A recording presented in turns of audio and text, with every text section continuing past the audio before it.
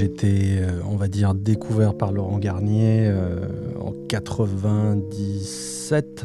Un truc qui était arrivé un petit peu par hasard suite à une cassette que j'avais donnée à Laurent lors d'une wake-up au Rex. Et du coup, il m'avait signé là-dessus, quoi. S'il n'y avait pas eu Garnier, je pense que... je sais pas s'il y aurait eu Alex Kidd, quoi. Melody Makers, le podcast qui décortique, analyse, épluche la musique. Melody Makers. L'embarquement de votre vol se fait par zone. Nous vous prions de patienter jusqu'à l'appel de votre numéro de zone qui est indiqué sur votre... Il y a quelques semaines, je suis parti à Berlin pour rencontrer Alex Kidd. C'est ce producteur emblématique de la scène électronique française, repéré dès les années 90 par un certain Laurent Garnier. C'est dans son studio rempli de synthés et de machines en tout genre qu'il imagine aujourd'hui les sons du futur pour Native Instruments notamment. Ensemble, on a retracé son parcours musical, exploré ses influences, parlé de ses années derrière les platines et en studio, et au fil de la conversation, une chose devient évidente, sa passion pour le son, elle, n'a pas pris une ride. Toujours aussi geek, il me dévoile en exclu un projet sur lequel il travaille et ça sortira dans quelques mois. Branchez le casque, montez le son, on l'écoute. Bonjour Alex Kidd, quel est ton premier souvenir musical ? Ah oui, alors ça, c'était le magasin de disques de ma tante. Ma tante avait... un magasin de disques à Mallorca, dans un village un petit peu perdu au sud de l'île. Et à l'âge de 6 ans, moi j'avais 6 ans, et elle avait ouvert son magasin. Donc on parle de 1981. C'est d'ailleurs la couve de mon premier album Chef Communication. La couve de Bienvenida, c'est le shop de ma tante, qui s'appelait Satraca. Et ton premier disque, tu t'en souviens ? Il y avait 2 trucs. Alors, le premier disque que moi j'ai acheté, c'était sûrement, je crois que c'était le 45 tours de Ghostbusters, de SOS Fantôme. Et je crois que mes parents m'avaient aussi acheté le Maxi 45 que j'ai encore, de Bronski Beat, Tell Me Why. Et je crois aussi Bruce Springsteen, Born in the USA, que je n'ai plus. Donc voilà. Quand et comment as-tu décidé de faire de la musique ? À l'âge de 15 ans, à peu près, j'ai un pote, c'était mon meilleur ami à l'époque. Un pote avait commencé à prendre des cours de guitare et puis après, il venait chez moi pour me montrer ce qu'il avait appris. Donc du coup, je prenais la guitare et j'essayais de faire comme lui et il essayait de me montrer tout ça. Puis très rapidement, je me suis rendu compte que c'était un truc que je kiffais vraiment et avec lequel j'avais certaines facilités. Donc j'ai commencé à prendre des cours de guitare avec lui à l'âge de 15 ans. Et après se sont enchaînés les groupes. Les groupes de funk et de punk, vu les tendances de l'époque avec le rock alternatif et tous les groupes américains aussi, à la Jane's Addiction, Infectious Grooves, Red Hot Chili Peppers et tout ça, donc qui était un petit peu un mélange de métal et de funk. Donc je suis vraiment plongé dans ce milieu de musique de manière super intense en fait à un moment. Donc voilà, c'était... je suis guitariste quoi. Ouais, donc tu as écouté du rock et de la guitare électrique quoi. Alors j'ai écouté beaucoup de punk et de rock alternatif français, de la Mano Negra à Parabellum, en passant par Ludwig von 88, les Berruriers Noirs, les trucs du petit quepon moyen à l'âge de 14 ans quoi. J'avais un groupe avec Greg Gauthier, j'avais un groupe de punk funk avec Greg Gauthier, un truc super pourri qui s'appelait les Moon Boots.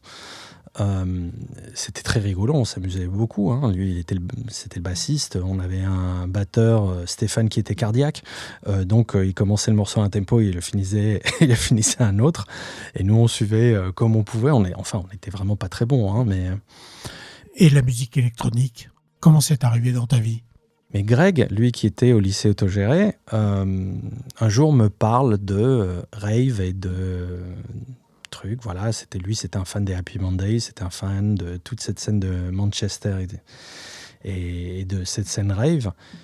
Et du coup, un jour, il m'a branché sur une rave et voilà, je crois que via un autre pote, j'ai atterri là-bas. C'était une Mosinor. Et je crois que ça, c'était 91-92. Oui, Mosinor, ce sont les premières rave parties organisées dans une zone industrielle à Montreuil, près de Paris. Ça a été une révélation pour toi, non ? À l'époque, ce qui m'avait vraiment fait flasher, c'est le côté où c'était un petit peu, pas les freaks, parce que c'était pas ça, mais c'était un petit peu ce côté vraiment alternatif et super ouvert, super diverse. Vraiment, il y avait du punk à chien à la petite mannequin à ma prof d'anglais. J'ai retrouvé ma prof d'anglais dans la rave. Et du coup, alors, à quel moment tu t'es dit moi aussi, j'ai envie de faire de la musique électronique? Très rapidement, en fait. C'est vraiment... donc, j'ai commencé vraiment la musique à 15 ans. Et à 17 ans, j'étais déjà vraiment, vraiment dedans. C'est-à-dire, j'étais sérieux. J'organisais les concerts au lycée. J'organisais la fête du lycée tout seul. J'avais fait venir 2 kilos de Nexo par, justement, les mecs de Mosinor. Par Eric Napora, à l'époque, qui d'ailleurs avait mixé. Et c'était... Donc, j'étais assez sérieux à ce niveau-là. Donc, j'ai commencé la fac. Je crois que j'ai étudié langues étrangères appliquées. Et au bout de quelques mois, j'ai lâché l'affaire parce que j'étais trop impliqué dans la musique. En fait, à un moment, j'ai acheté un ordinateur. J'ai acheté. Mes parents m'ont acheté ma mère m'a acheté un ordinateur pour travailler, pour faire mes trucs. J'étais déjà un petit peu à fond dans la technologie. Et en fait, j'ai commencé à séquencer déjà à 17 ans, mais plutôt dans le but de faire des démos avec mes groupes. J'avais un 4 pistes, j'avais une drum tracks d'ailleurs, comme celle-ci que j'ai ici. C'était ma première boîte à rythme. Et donc, du coup, je me suis rendu compte que la musique électronique nous permettait de faire des choses tout seul. Et j'ai commencé à faire des choses tout seul, au final. Avec du matos de merde à l'époque, mais voilà. Ça a été un petit peu ça, le début, en fait. Donc là, on est au début des années 90. Ouais, on est 92-93, ouais.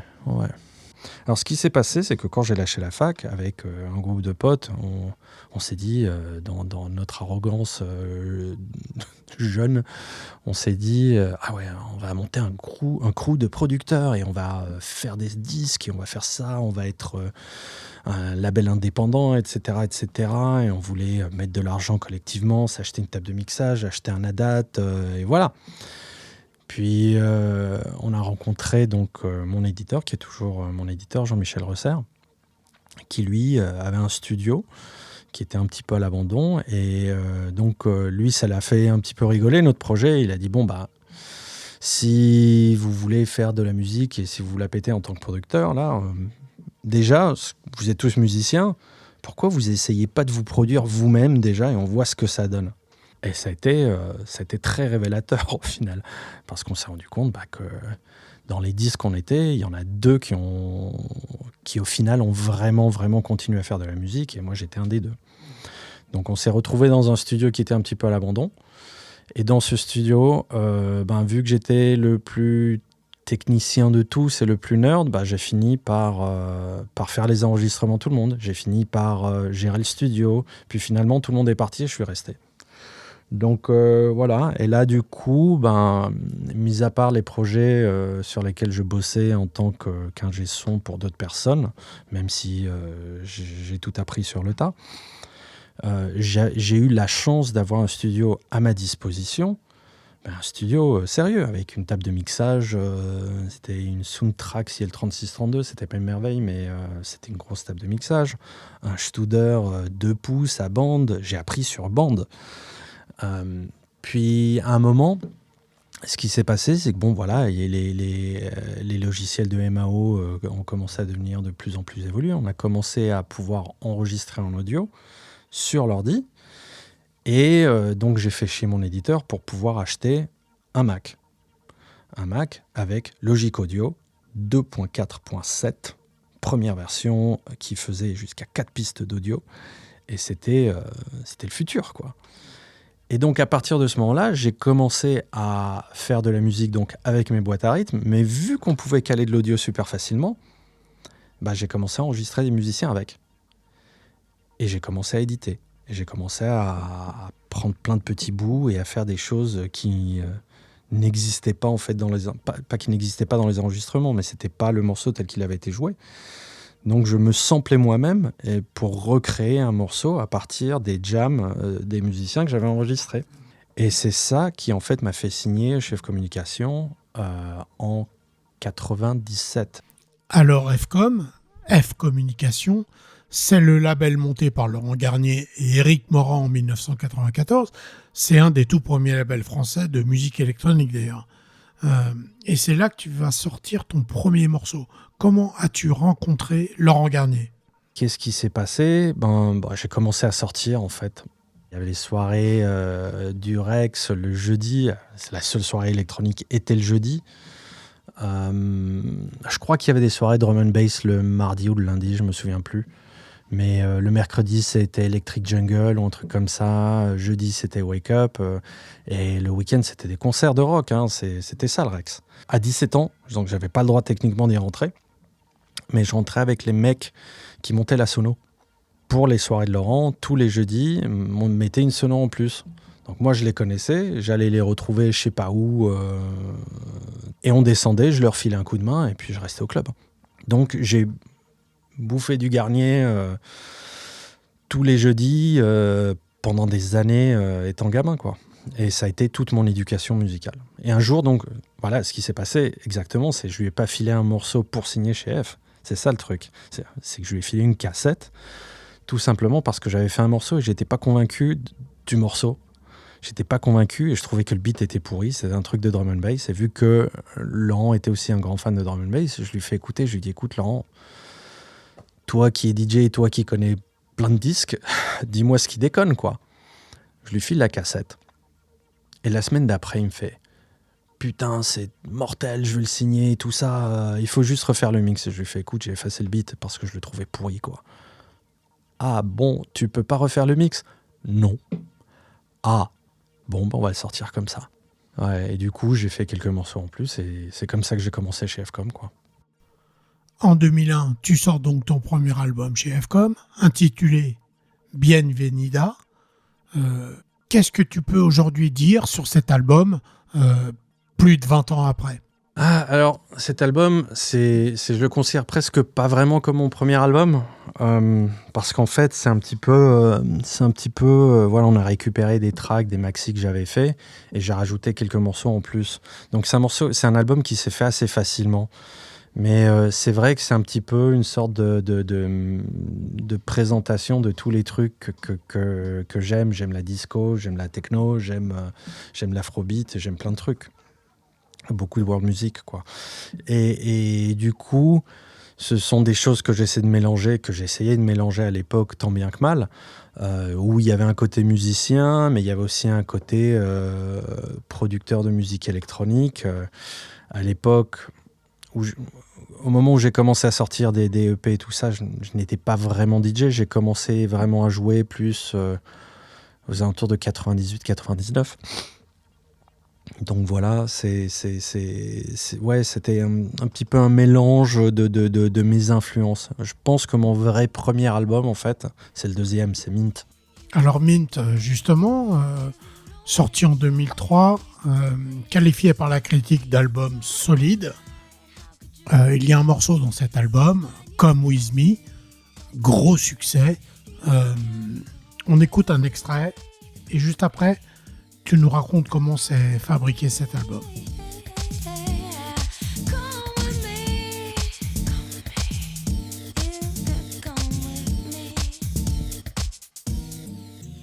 C'est à l'époque, je me prenais vraiment pas la tête. Il y avait cette espèce d'arrogance de la jeunesse ou du genre, ouais, je vais faire un truc comme ça. Et puis, tiens, je vais faire un truc comme ça. Puis ça va être rigolo. On se prend pas la tête, quoi.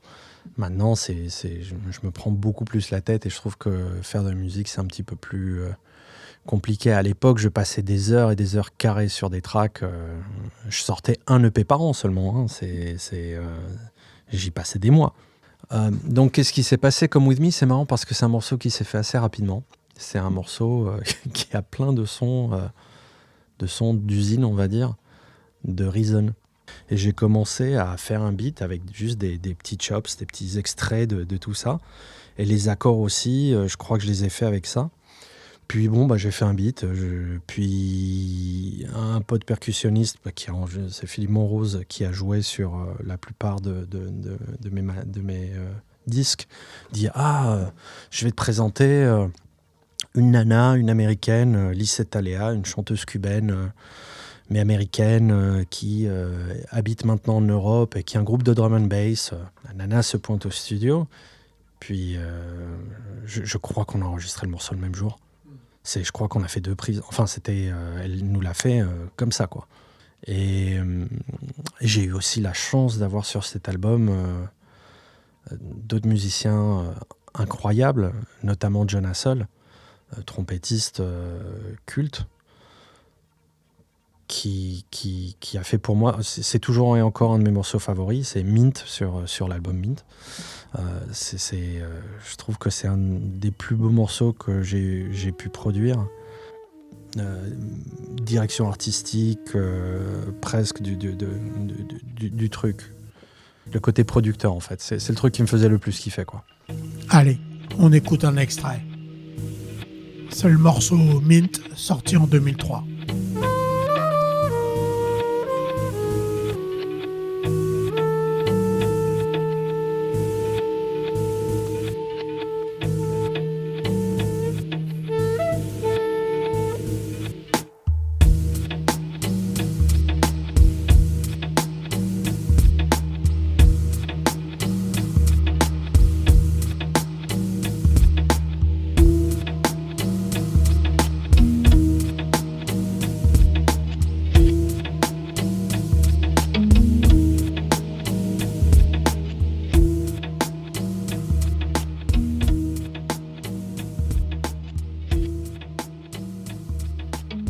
Et puis, en 2005, sortira chez F-Com toujours ton 3e album, Caracol. Ça, c'est marrant. J'ai un petit peu je suis un petit peu frustré par Caracol. Je suis frustré, mais voilà, je suis frustré parce que je trouve que c'est un compromis, cet album. Alors, qu'est-ce qui s'est passé? Il s'est passé que Mint avait eu beaucoup de succès. Et que F-Com, mine de rien, ils aimaient bien ce côté de Alex Kidd un peu pop. Parce que vu que j'aime aussi la pop, effectivement, certains morceaux comme With Me, pour moi, ce sont des morceaux de radio, ce sont des morceaux d'album. Je ne les avais jamais envisagés comme étant des morceaux pour les clubs. Mais bizarrement, c'est ce qui s'est passé. Il y a des gens qui ont commencé à les jouer en club, il y avait des remixes, etc., etc. Et les gens me connaissent un petit peu pour ça. Donc il y avait ce côté un petit peu, on va dire, commercial de Alex Kidd. C'était le mec qui fait de l'électronique, mais qui, au final, a quand même une touche pop. Donc je pense que F-Com aimait bien ça et aurait voulu que je fasse un bis repetita à l'époque de ça. Le seul problème, c'est que moi, du coup, je commençais à tourner pas mal en tant que DJ. Et j'avais déjà fortement commencé à pas m'établir à Berlin, mais j'avais déjà une résidence à Berlin. Il y avait une grosse influence pour moi, la minimale de l'époque. Et donc, ouais, j'étais influencé par ça et j'avais voulu faire un truc un petit peu plus expérimental, un petit peu plus minimal, un petit peu plus dépouillé, un petit peu plus froid, un petit peu plus berlinois, voilà. Mais F-Com en même temps me poussait à l'époque pour faire des trucs, mais ce serait bien d'avoir des trucs un petit peu plus pop, avec des chanteuses à nouveau, avec des chanteurs, des trucs, etc., etc. Donc voilà. Donc du coup, j'ai voulu aussi faire plaisir à F-Com, mais en faisant mon truc. Et je trouve que, au final, c'est le cul un petit peu entre deux chaises. J'ai du mal à l'écouter. Je sais qu'il y a des morceaux qui sont bien, il y a des morceaux qui sont même très chouettes dessus, mais je le trouve pas abouti au final. Mais je pense que c'est vraiment une expérience personnelle plutôt qu'autre chose. Je pense que si quelqu'un l'écoute comme ça, il va dire ouais, bon, si, il est bien, voilà. Mais pour moi, personnellement, je trouve qu'il y a soit des morceaux en trop ou soit pas assez. Il y a un truc au final qui, moi, artistiquement, me bloque un petit peu. Voilà. Et puis, 2020, le 4e album Wake Up. Alors pourquoi avoir attendu 15 ans ? T'as profité un peu des sous qui étaient rentrés ou Pas du tu tout. t'es fait plaisir, non ? Non, pas du tout. Qu'est-ce qui s'est passé ? Je pense que j'ai un petit peu accusé le coup de ce qui s'est passé avec FCOM. En fait, je crois que ça m'a fait vachement de mal que le label s'arrête. Ça m'a fait vachement de peine.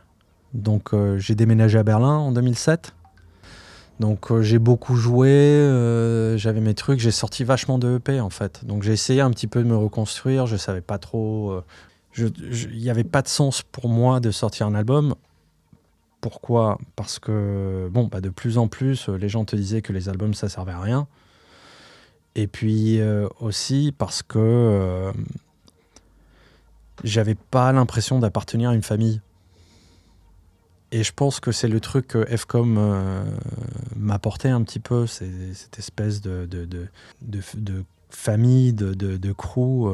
Et ça me motivait plus pour faire de la musique. Voilà, c'était vraiment, ça me donnait même presque une direction, on va dire. Oui, musicalement, t'es un peu perdu à ce moment-là. Ouais, ma fille est née en 2007, je suis venu en 2008. FCOM, ça a dû se terminer 2006. Donc il y a eu une sorte de flottement. Voilà, aussi je suis devenu papa. La vie devient de plus en plus complexe, on va dire.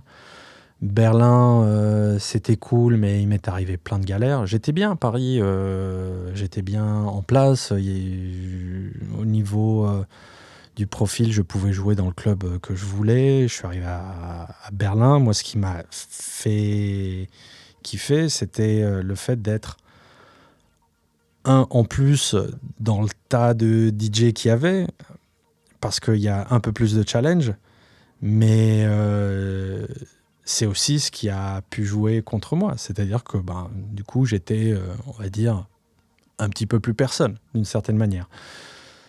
Toujours quelqu'un parce que j'ai sorti plein de disques et que je sortais des disques et que je jouais beaucoup, mais un en plus dans le tas, quoi. C'était ça m'a un petit peu je vais pas dire traumatisé, mais j'ai pas sorti d'album pendant longtemps, quoi. Et à un moment j'ai décidé de me sortir les doigts du cul, on va dire, et de faire un album. Et je l'ai sorti sur Wax parce que je trouvais qu'ils avaient une bonne attitude par rapport à ce qu'ils faisaient. Même si c'est pas toujours le label le plus organisé, je trouve que Robert, qui s'occupe du label, a le cœur au bon endroit. Et donc j'ai voulu pouvoir le sortir simplement. Alors le problème, c'est qu'effectivement, avec la désorganisation, mon album est sorti en pleine pandémie. Et vraiment, genre juste quand il fallait pas. C'est un album qui est passé complètement inaperçu, et je trouve pourtant que c'est un de mes meilleurs albums, et on va le ressortir, on va le represser là, et on va le ressortir, je pense, dans le courant de l'année, peut-être avec des remixes, je sais pas, on va voir, mais on va lui redonner un coup de frais. Je l'ai réécouté dernièrement et je trouve qu'il a pas vieilli d'un poil. On écoute un extrait d'un morceau qui s'appelle Révolution, de l'album Wake Up, qui est un album résolument acid house.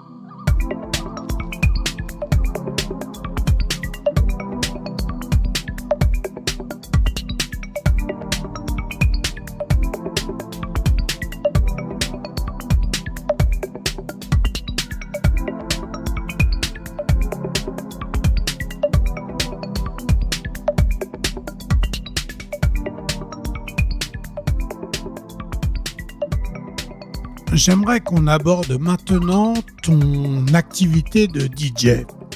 Comment tu as commencé ? En fait, j'avais des potes qui organisaient des teufs dans un appart à Barbès et qui faisaient des fêtes. Moi, à l'époque, j'achetais des vinyles, j'avais une platine, j'avais 2 platines et je mixouillais, on va dire, mais mon truc, c'était la prod, ça a toujours été la prod. Finalement, avec les disques que j'avais, etc., tu veux pas jouer à l'appart ? Ouais, allez, tu joues ouais, d'accord, on va jouer. Puis voilà, donc à un moment, j'ai commencé peu à peu à mixer, pas très bien, hein. Puis un jour, FCOM me fait « Ouais, t'as reçu une requête en tant que DJ à tel endroit, tu peux la faire ?» Ouais. Pareil, l'arrogance de la jeunesse. Ouais, bien sûr. Voilà. Puis finalement, ça s'est répété, quoi. Et puis, à un moment, c'est toujours très important dans ma vie. Sauf que maintenant, je l'approche de manière très, très différente. J'ai commencé un petit peu à perdre l'intérêt de me retrouver en club à des horaires pas possibles, tout simplement parce que je vieillis et aussi parce que j'ai commencé entre-temps d'autres projets, de choses qui me prennent beaucoup de temps en semaine. Et mine de rien, quand on joue le week-end, qu'on boit, qu'on se la colle, etc., quand on est jeune, on récupère vite. Quand on est moins jeune, on met beaucoup plus longtemps. Et on commence à ramasser beaucoup. Donc, à un moment, j'en ai eu un petit peu marre de pas être OP en semaine.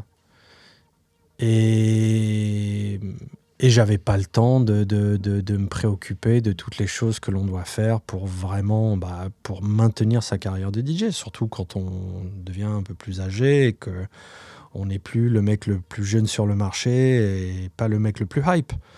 Donc à un moment, j'ai vraiment tout fait pour pouvoir gagner ma vie autrement, toujours lié à la musique. Donc on en parlera après, mais voilà, je développe du software, je fais du sound design pour Native Instruments. J'ai la chance de pouvoir utiliser mon skill set pour faire de la musique, mais de manière un petit peu différente. Et du coup, le DJing maintenant est vraiment quelque chose qui est un plaisir. J'ai plus envie de jouer le jeu de toutes les choses qu'il faut faire pour avoir une carrière de DJ qui au final n'ont rien à voir avec le DJing. Donc, sauf si je joue au Rex ou dans des trucs qui ont une certaine importance pour moi, soit par rapport à ma carrière, soit émotionnellement ou soit parce que c'est des potes. Je sors pas de Berlin. Je suis très bien ici. Il y a des clubs qui sont mes clubs favoris. Et ça me convient parfaitement. Si je fais 2 gigs dans le mois, je suis content. J'ai pas besoin de plus, j'ai pas envie de plus, en fait. Pour revenir à tes productions musicales, quelle est ta manière de travailler ? C'est le résultat que l'on peut obtenir en faisant du layering. C'est-à-dire, je vais combiner un sample avec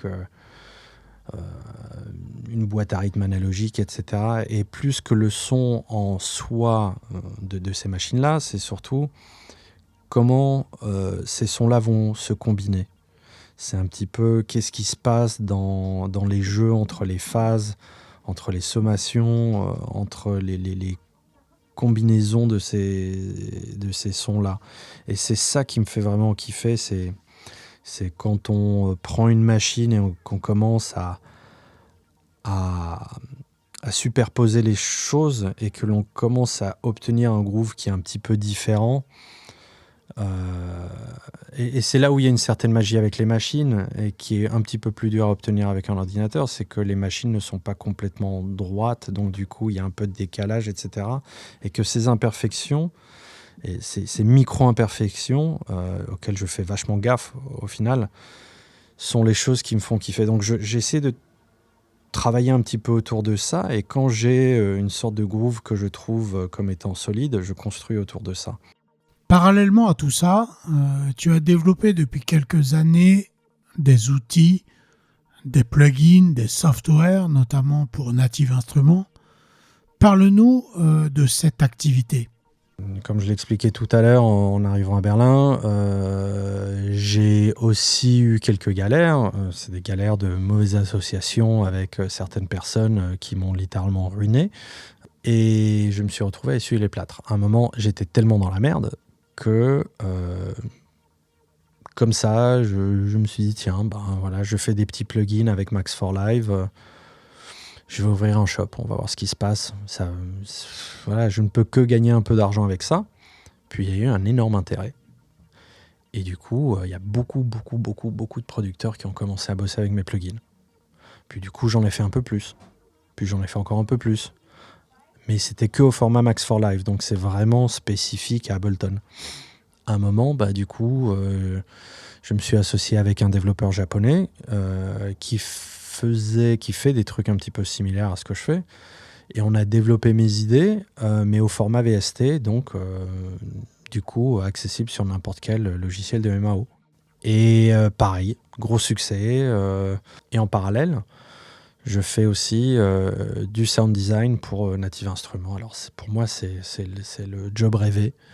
Parce que ça me permet, on en parlait tout à l'heure, moi j'aime plein de trucs, donc j'ai cette espèce de truc où je m'intéresse aux méthodes de production de différents genres. J'aime savoir quelle machine a été utilisée et pourquoi. Tiens, tel sampler est utilisé pour faire ça, tel synthé est utilisé pour faire ça. Tiens, c'est enregistré comme ça, tel reverb, c'est celle-ci. Dans les années 80, pour faire de l'italo disco, c'était tel synthé. Puis l'étape de mixage était comme ça, machin. Donc moi, ce sont des choses qui me fascinent. Et donc pour Native Instruments, j'ai commencé à faire des expansions pour machines. Et à chaque fois que je fais une expansion, c'est l'équivalent de 4 albums, on va dire. C'est comme si je faisais 4 albums. Il faut faire 45 kits,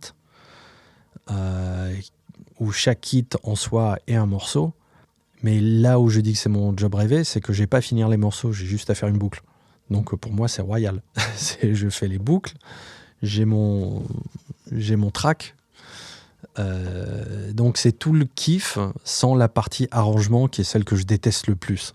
En vérité, c'est ce qui me fait vivre. C'est ce qui me permet c'est ce qui me permet de ne pas être un DJ en fait. C'est peut-être aussi un petit peu ce qui me bloque par rapport à la musique parce que j'en fais tellement pour eux qu'au final, j'en fais pas pour moi, quoi. Quels sont tes projets aujourd'hui ? Je bosse sur un projet assez incroyable. Ça fait déjà 3 ans qu'on bosse dessus avec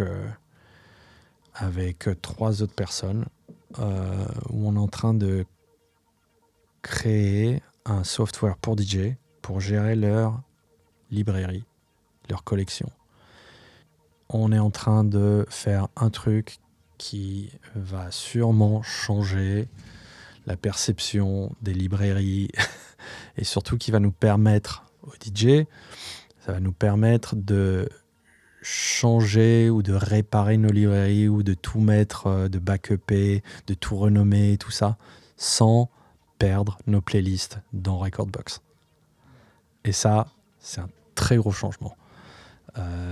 C'est un système de file management qui... j'en dis pas beaucoup plus, mais on est dessus et c'est solide, quoi. C'est vraiment solide. Ça, c'est un des trucs sur lesquels je bosse beaucoup. Ça me prend pas mal de temps. Mais voilà, ça va pas sortir encore, je pense, avant 2026. Mais on est dessus. Et donc... on peut récupérer les métadatas automatiquement. Il reconnaît le track, pour l'instant juste par rapport à des strings, mais pas encore par rapport à l'audio. Mais à terme, l'idée, c'est de pouvoir enregistrer même ces vinyles, juste comme ça. Et on fout ça dans le truc. Et le truc, il va détecter automatiquement de quel morceau il s'agit, récupérer le code ISRC, récupérer tous les métadatas, renommer tout en fonction de ses préférences, tout cataloguer en fonction de ce que l'on veut ou pas. En fait, c'est ça. C'est donc, mais tout le côté compliqué, répétitif, où il faut renommer, etc., où on va se retrouver avec des fichiers où les métadatas disent un truc, mais le nom du fichier dit autre chose. Tout ça, on va réparer de manière automatique. Et surtout, ça va nous permettre de sauver, de ne pas perdre de temps avec des trucs qui n'ont rien à voir avec le côté créatif et artistique du DJ, quoi. Merci Alexis. Toi, c'était cool que tu aies fait le déplacement pour m'enregistrer dans mon sous-sol, quoi. C'était Melody Makers, le podcast qui décortique la musique, réalisé par Julien Louette. Plus d'épisodes sur toutes les plateformes. Partagez, commentez, likez. Si vous souhaitez découvrir les coulisses de mes entretiens, rendez-vous sur le compte Instagram Melody Makers Podcast. Vous y trouverez photos, vidéos et bonus. Merci pour votre écoute. Rendez-vous au prochain épisode.